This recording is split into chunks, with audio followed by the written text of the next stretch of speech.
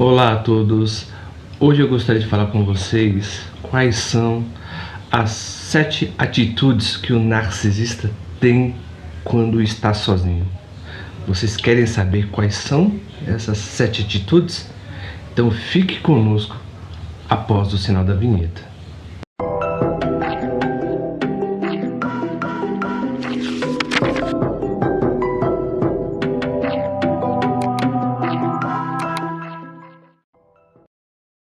O interessante quando falamos sobre narcisismo, o narcisismo ele é um espectro de comportamento, né?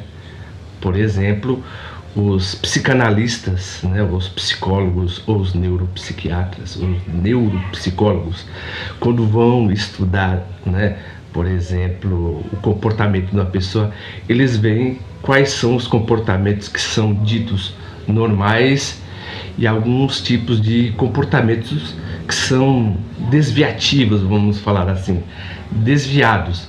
Ou seja, eles perceberam que os narcisistas têm um comportamento muito comum em diversos diagnósticos, né? Conforme vemos, por exemplo, na história da psicanálise e na história da psiquiatria. Então, antes de dar entrada, né, nesse background que eu quero falar com vocês, eu quero dar esse resumo, o porquê. Porque parece que os narcisistas são feitos como se fosse de configuração de fábrica, né? Ou seja, pode estar no Brasil, nos Estados Unidos, na Finlândia ou na Noruega, o comportamento deles são similares. Então, por isso que há várias espécies de narcisismos dentro do narcisismo. Por exemplo, há o narcisista oculto, há o narcisista grandioso, há o narcisista cerebral, há o narcisista mais tímido. Pode existir narcisista tímido? Sim, mas com uma forma de manipulação. Mas hoje eu quero falar sobre os 7 pensamentos que os narcisistas têm quando estão sozinhos ou olhando no espelho, né, se sentindo certamente mais envaidecidos. E qual seria o primeiro pensamento, na verdade, que ele tem? Não falo o primeiro que ele tem, na verdade, é em ordem numérica, não. Mas são os pensamentos que costumeiramente eles têm. O primeiro é: eu sou superior a todos. O porquê? Verificamos, por exemplo, que a palavra narcisismo vem de narquisos, narcótico. O narcisista, ele é entorpetizado por si mesmo, entorpecido por si mesmo. Ora, se não tem ninguém, na verdade, que o admire, né, ou o idolatre, ele começa a se auto-idolatrar e se auto-admirar. Então, o seu pensamento é: nossa, então, como eu sou lindo, como eu sou belo, como eu sou encantador. Então você vê que mesmo que não tenha ninguém que o elogie, ele começa a se elogiar, porque ele não consegue lhe dar conta com um vazio que ele tem. Ele tem sempre uma espécie de vazio, mas só que ele sempre tenta preencher, ou seja, ele vai preencher a sua essência com esse mascaramento que ele faz, tá? Então é por isso que ele sempre se elogia constantemente, se engrandece constantemente, porque na verdade ele não quer se enxergar. Na verdade ele criou um personagem para si, do qual que ele idolatra uma ideia daquilo que ele é. Ele não é aquilo, mas ele sempre usa isso, na verdade, a repetição, como uma forma de afirmação.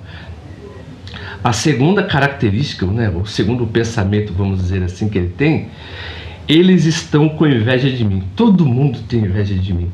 Você tem que prestar atenção que uma pessoa que fala constantemente que é invejada, que sofre inveja, na maioria das vezes essa pessoa é invejosa, tá? Essa pessoa é a opressora, essa pessoa na verdade é a enganadora. Por quê? Interessante que, como o pensamento do narcisista é totalmente conspiratório, mesmo que não tenha ninguém contra ele, ele tem essa sensação de que as pessoas o olham, na verdade, com olhares desconfiados, né?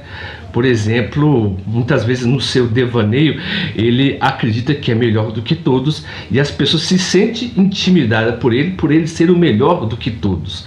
Então, por isso que as pessoas constantemente o perseguem e querem o derrubar. Então é por isso que ele acredita que as pessoas têm inveja dele, porque ele se acha melhor do que o outro, tá bom? Ele, por exemplo, como ele se acha melhor, ele sempre tem essa mania conspiratória em que todo mundo, na verdade, conspira e quer derrubar ele. Mas por quê? Nossa, as pessoas querem me derrubar porque eu sou lindo, eu sou maravilhoso, eu sou inteligente, sabe? Então, o seu pensamento funciona principalmente por esse mote. A terceira atitude que ele tem, o terceiro pensamento, o que é?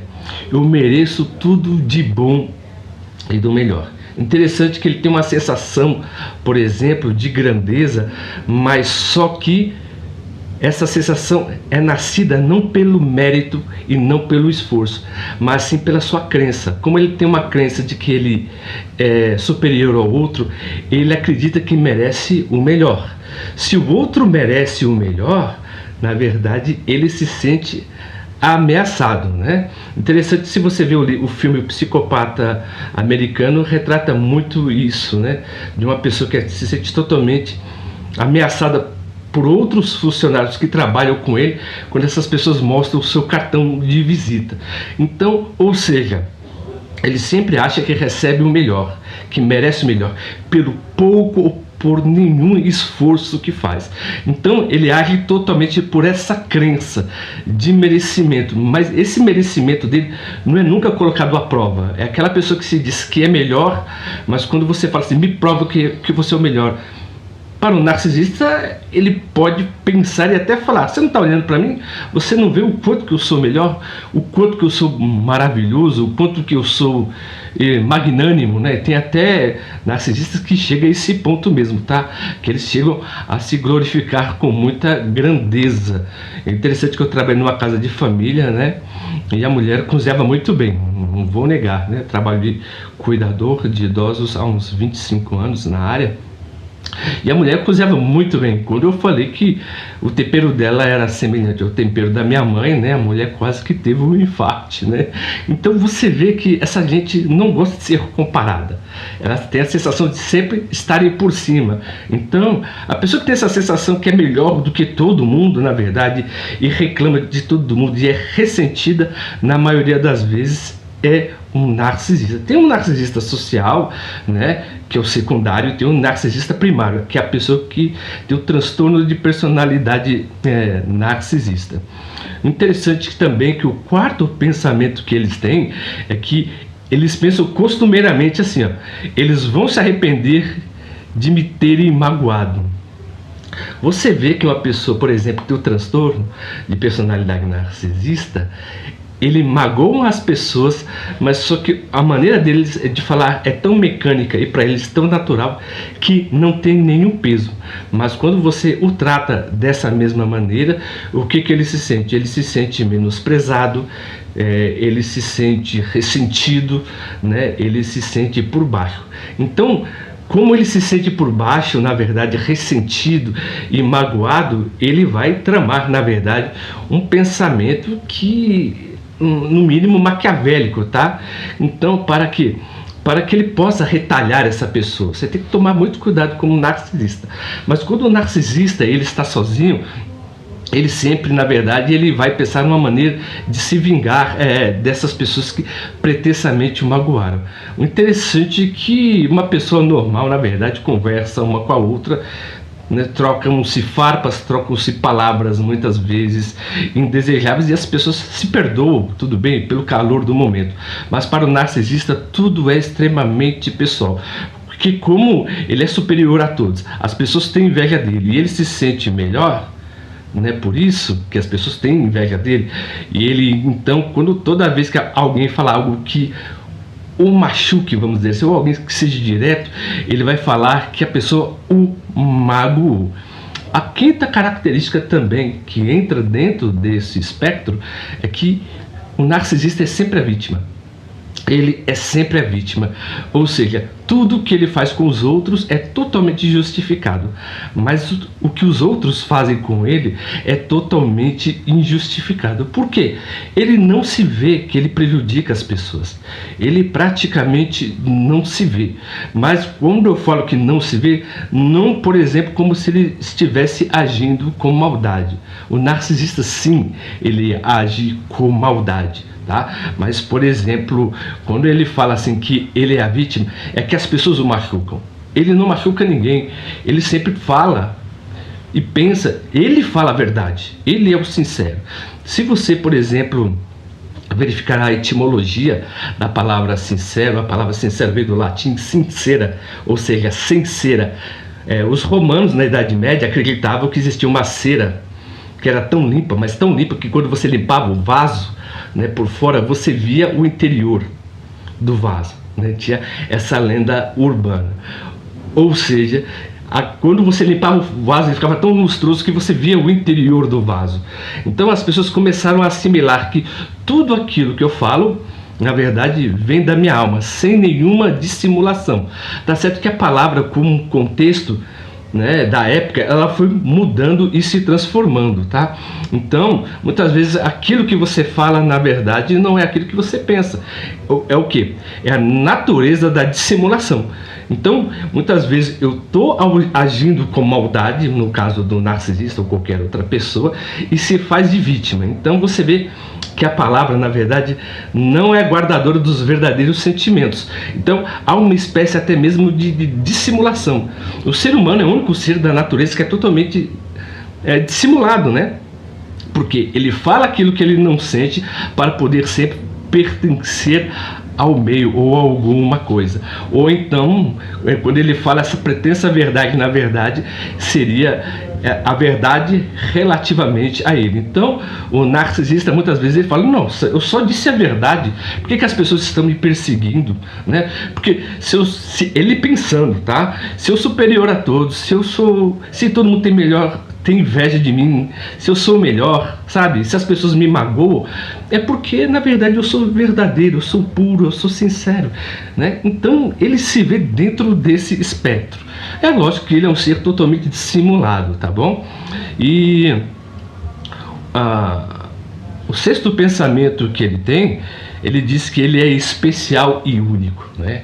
Ou seja, ele sempre acredita que pode falar aquilo que ele pode falar, porque ele é lindo, ele é maravilhoso, ele é, sabe, assim, como é que eu posso dizer?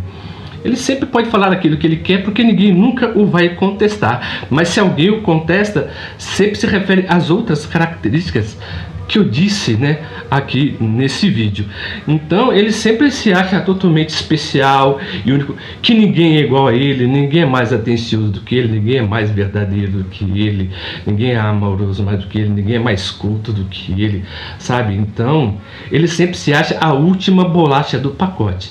Então você vê que ele é um ser totalmente enciumado, não aceita que outras pessoas sejam elogiadas, mas quando, na verdade, ele está sozinho, ele sempre vai pensar o seguinte, que ele é especial e único, tá bom? Então, por isso que ele tem, na verdade, esse pensamento que é tão ruminativo, né? Ou seja, ele sempre pensa bem, né, acerca de si, e ele sempre pensa em se vingar das pessoas que não reconheceram como ele sendo uma pessoa maravilhosa.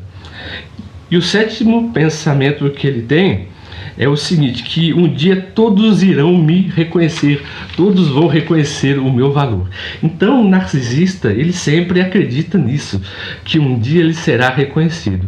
Eu conheci, por exemplo, né, eu também fui do meio evangélico durante muito tempo, eu conheci um pregador que ele sempre falava isso: um dia eu vou ser reconhecido, porque as pessoas não reconhecem o verdadeiro pregador, né? Tipo assim, nada contra a pessoa, mas só que é isso que ele falava, na verdade, constantemente. Por quê?